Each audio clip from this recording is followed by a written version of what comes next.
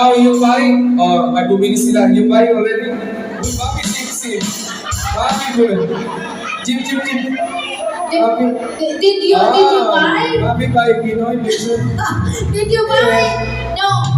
Go, you buy. No? Yes. You buy them. Mommy, buy them. Mommy, that's it.